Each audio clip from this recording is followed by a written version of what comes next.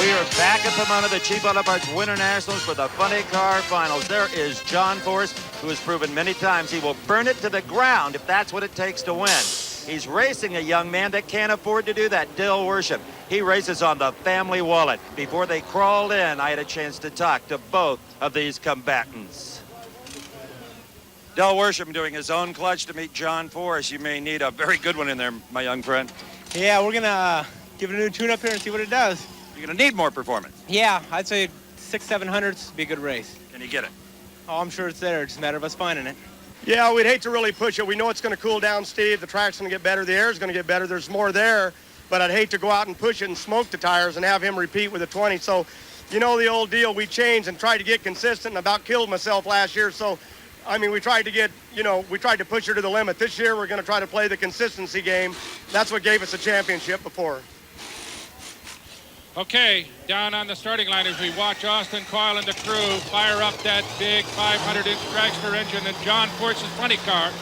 Going to be an interesting contest here. 22-year-old Dill Worsham, a real comer in this business and a great future, but he is facing one of the finest funny cars in history, the third winningest ever in that category, and a man who has run so well here today. As we said earlier, actually two men ran lower ETs, but Force, through excellent driving and very consistent running, right in the 512, 515 category all day long. So as John said, he's been looking for consistency, and he most certainly has had it all day long. Dill Worsham, well, not much else to say about this youngster, 22 years old. His father, Chuck Worsham, one of the great names in drag racing on the West Coast, has really trained this young man so well as these two cars do burnouts. Going to be a difficult call, although John Force has definite lane choice, 515 to a 522, Bob Price, so he is definitely the favorite at this point.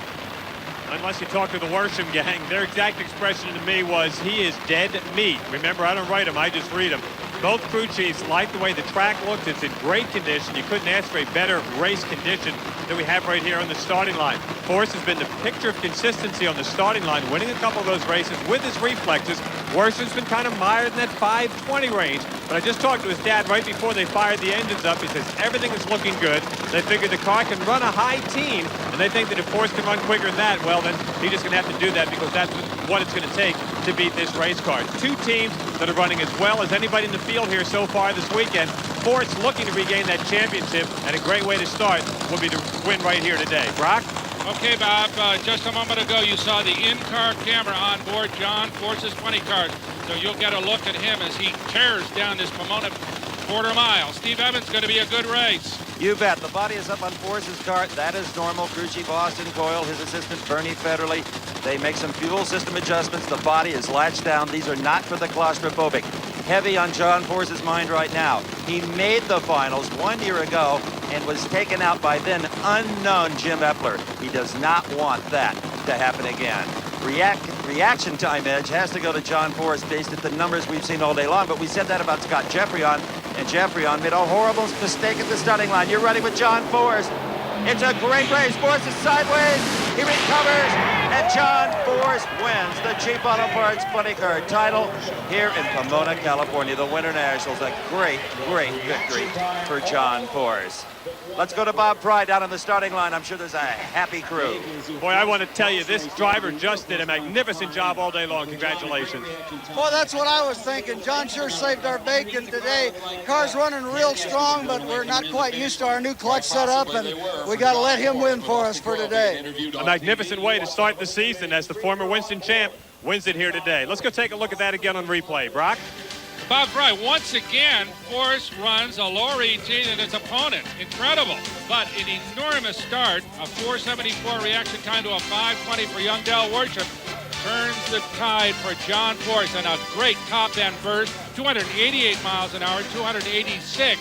So a 521 wins it for John Force against a 519 for the loser. Let's go to Steve. All right, John Force has the helmet and the sock off. John, you weren't about to get beaten in the final 2 years in a row here on your home track. No, you got to watch that kid. But I tell you something, they beat me ever since Indy. The McDonald's team did. And all the way through Topeka, the breakage, rolling my old hunks upside down, trying to drive. Like I was starting to think maybe I ought to get out of this business or get into top fuel. But today, Wally Parks' birthday. This is a great deal. I brought a new group in, Larry Frazier. I spent more of that Castro money. Jolly Rancher, Rose Wax Shop, Dorman Craftsman. All right, John, you continue to rave, though. Listen, let's go back to Brock for the funny car points. He hasn't changed a whit. I thought you said he was low-key. As the Sears funny car point standings, the Craftsman funny car point standings, John Force, Worsham, Hoffman, Dale Pulley, and Cruz Pedregon, the reigning champion at this spot. Steve? All right, our final race of this endurance Winternationals. It's taken 10 days to complete. Joe Amato, the 5-time Winston champ, looking for another great start to yet another season. He will be up against Kenny Bernstein just now, sliding into that 5-layer fire suit. Stay with us here on TNN. We're live from Pomona. We are back live in Pomona for the Top Fuel final round. The fastest accelerating vehicles in the world, and what a final we've got. A pair of very successful businessmen racers. There's Joe Amato. No one but Amato has won 5 Winston titles in the nitro category. His opponent, Kenny Bernstein. Well, Kenny Bernstein, as you well know, has 4 funny car crowns, has never won in Top Fuel. Maybe this is the year. I talked to both drivers moments ago. Joe, analyze this final round for me with Kenny Bernstein. Well, you know, he's been driving like a fool all day with real good reaction time, so we almost need a little bit more power on him to just equalize that part. But, you know, we're in the final, and the final, no time to be, you know, God hates a coward, as they say. We're going to give it all our best, and Jeff Rogers and Larry Meyer are going to put some horsepower for Joe Amato, and Joe Amato's going to go out there and try and do his job on the starting line, and we'll see who gets to the win light first.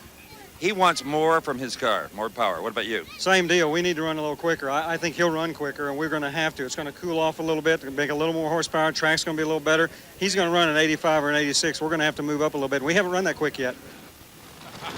All right, you want an even drag race? That is Dale Armstrong firing up Kenny Bernstein, Top Fuel dragster.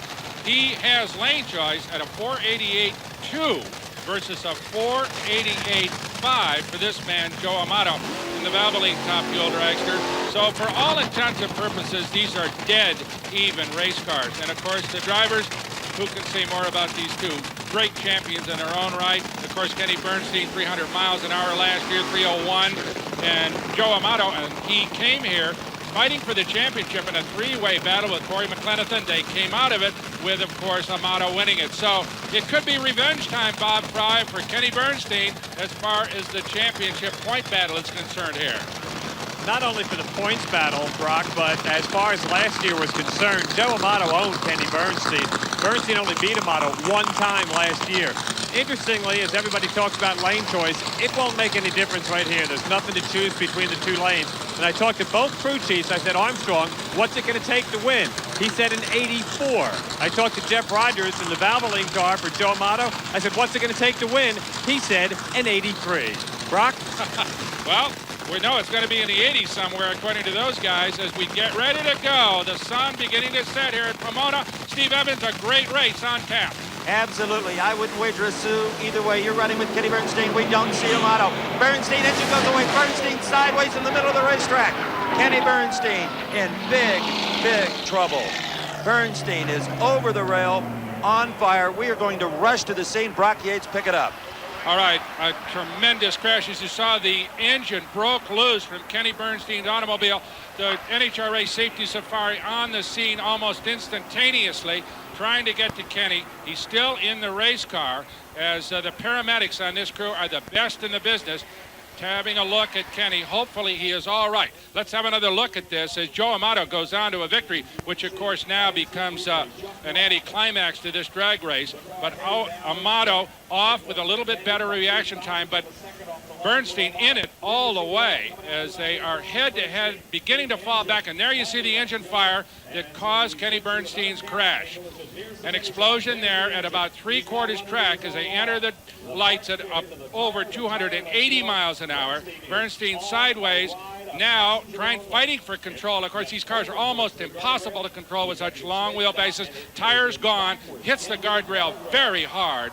A big impact there as Kenny Bernstein had crossed the racetrack. We see an instant gout of fire. Of course, that is the fuel tank being thrown loose from the race car. So very difficult to tell exactly what's happening here as we go down to have a look at what's going on. There's Dale Armstrong, very concerned, apparently talking to Kenny, so he appears to be conscious. Dale?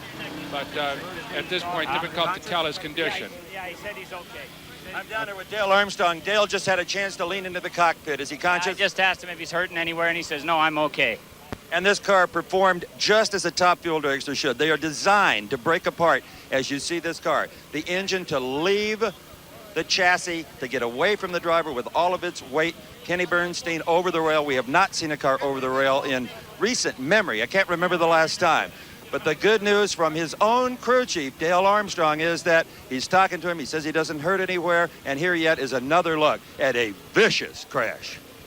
Well, Steve, as you notice there, the roll cage, which protects Kenny Bernstein, as we watched it one more time, this horrendous slide all the way across the racetrack to impact on a gateway here.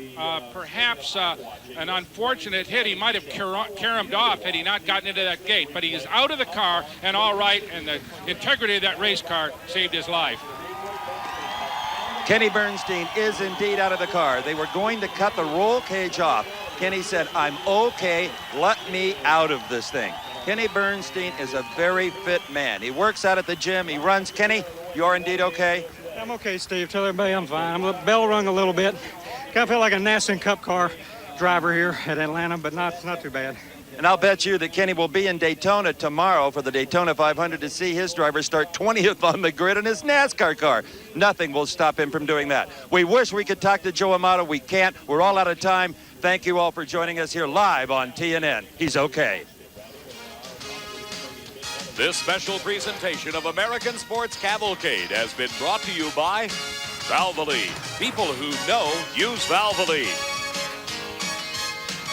And by Mopar Parts and Chrysler Corporation's dealers who sell and install them. And by Budweiser, the king of beers. With that fresh, pure, natural taste, nothing beats a Bud.